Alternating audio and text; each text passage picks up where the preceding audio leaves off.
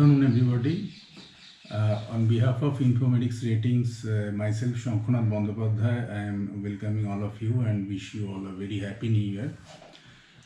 Today, I wanted to discuss one very emerging issues that is on central bank digital currency, which is shaping up in the current context.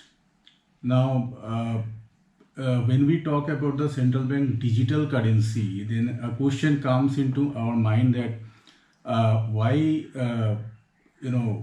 what is actually motivating this kind of digital currency? Basically, there are three reasons for which this type of, a legally backed currency is evolving across many countries.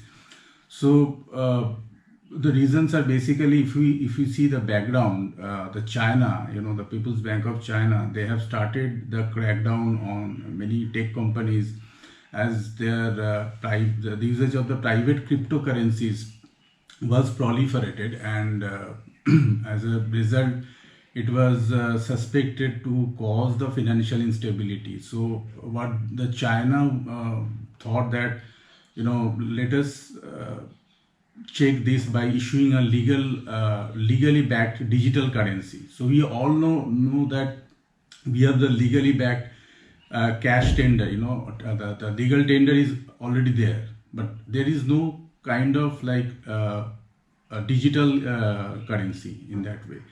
So and also many of the countries like so Sweden or they are actually moving towards a cashless economy. So they are trying to reduce their cash dependency and they are trying to promote more digital transactions. So that is another reason, and also as Monetary Authority of Singapore, they have also highlighted that that the world is actually moving toward a digital transaction. So all these are actually prompting the central bank digital currency. Now, when we talk about, then another questions come to our mind that how to define central bank digital currency. So the definition, as in the Basel, and there are a lot of international and global platforms they have highlighted, and as RBI also mentioned that CBDC is basically the legal tender issued by a central bank in a digital form. So in other words, CBDC is the same as currency issued by a central bank but takes a different form than paper or polymer. So it is not in physical form, but it is in a digital form which is legally backed. So this is actually very crucial thing, that whereas private cryptocurrencies are not legally backed, so these are basically uncontrolled kind of transactions happening all over the globally and in various countries, which is basically a decentralized finance. It is not centralized. So private agents can transact without referring it to the central bank. So central bank doesn't have any power to control this. So even recently, the India was also exploring the cryptocurrency bill, but it is yet to be shaping up. So basically we can say that, but it is easier said than done.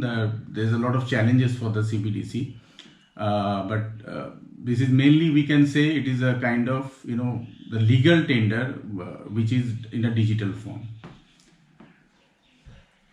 And another thing is that it is also the liability part in the balance sheet of the central bank, because and one major challenge, that is the CBDC design.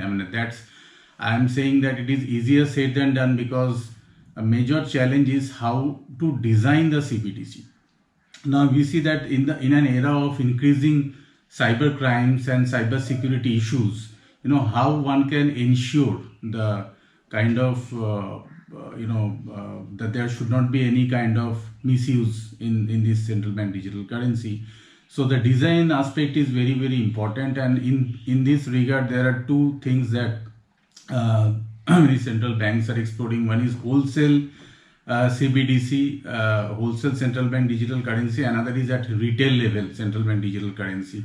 So it is one of the major challenges is the risk of disintermediation. That is, on the one side, the commercial bank deposits are there, and on the other side, the CBDC, central bank digital currency, as a medium of exchange. Now, as we see that there should not be withdrawal from the commercial bank deposits to the CBDC account. So these accounts should be very separated, and CBDC should be used as a medium of exchange.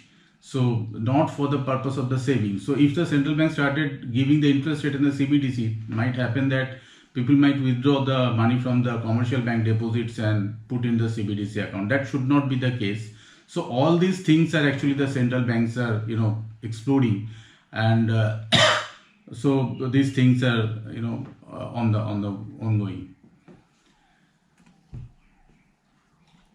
Now we can actually give an illustration that Sweden is doing the experiment with their e-krona project. So krona is a Swedish currency, and all this, when we attached e-krona or kind of e-naira or M-Pesa, these kind of things are all electronic currencies, and it is legally backed. So they have started their experiment since 2017. The Riksbank, which is the central bank of the Sweden, and they actually explored that payments can be done via the mediums like mobile apps, cards, dedicated hardware gadgets, and the probable integration of other technological choices with e-krona.